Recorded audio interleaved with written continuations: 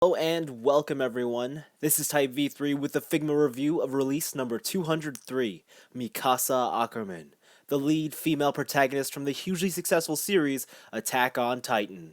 In typical Figma fashion, Mikasa comes off as an almost perfect representation of her appearance in the anime, and a lot of it simply comes down to Max Factory just nailing her overall silhouette.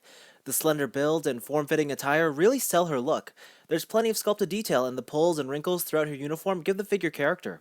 Paint apps, as you would imagine, are crisp and sharply applied. The same can be said of the tamper-graphed logos. While some of the joints are visible, I wouldn't call them distracting. She also has peg holes all over her body, but clever placement keeps them mostly hidden.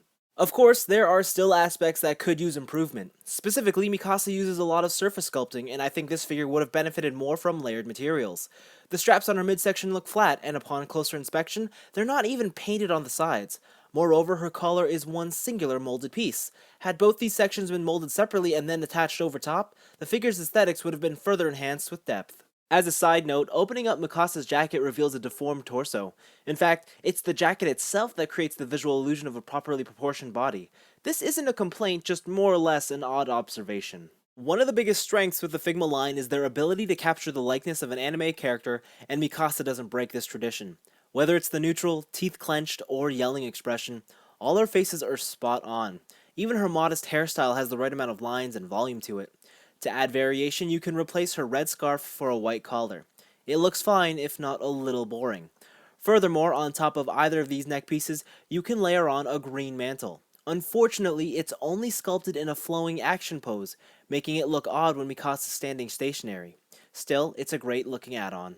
Being a post-200 release, Mikasa adopts the new 2.0 body, which results in Figma joints being used for everything. Basically, you've got a pivot joint that can be rotated at each of the pegs. For the most part, it gets the job done, though I was surprised at how limited the elbows and knees were. On the other hand, the hidden thigh swivel was nice, and the hips provide a good range of movement. The other big change with the 2.0 body are the hands, ditching the old hinged peg for a full-on Figma joint. Overall, Mikasa can pose well enough.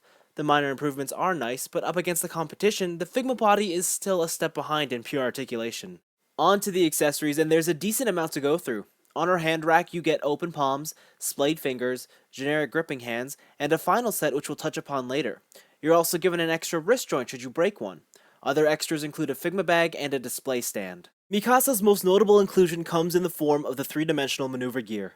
Paintwork and details are magnificent, the metallic paint and glossy finish just pop, and all the cables are made from soft rubbery plastic to provide movement. Connecting the equipment to the figure is simple. It pegs in at 5 different places on the body, one in the lower back and 2 spots on each of the legs.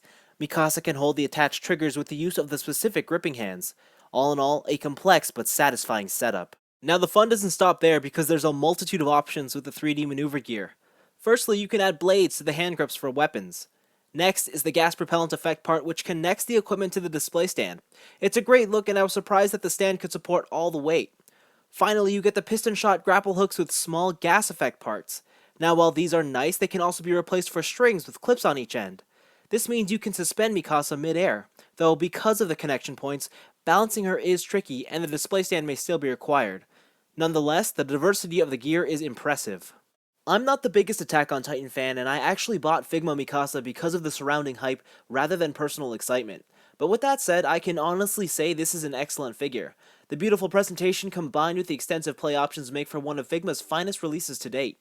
Accessories are the standout quality in this package and were implemented brilliantly. The changes achieved with the new 2.0 body are good and add value. Although I will admit I'm a little disappointed that there wasn't a vast improvement with articulation. Especially in this case where Mikasa is a super agile character, and this figure comes nowhere near close enough in replicating some of her more spectacular moves seen in the anime. Obviously, with all these features comes a large price tag. However, I found 5,000 yen to be appropriately priced. Attack on Titan fans will be pleased with Figma Mikasa Ackerman. Equally so, any figure collector. Max Factory have definitely raised expectations of the Figma line with Mikasa, and going forward, I'm very interested to see if they can keep up these high levels of production with future releases. But that's all for me. Thanks for watching, and stick around because Attack on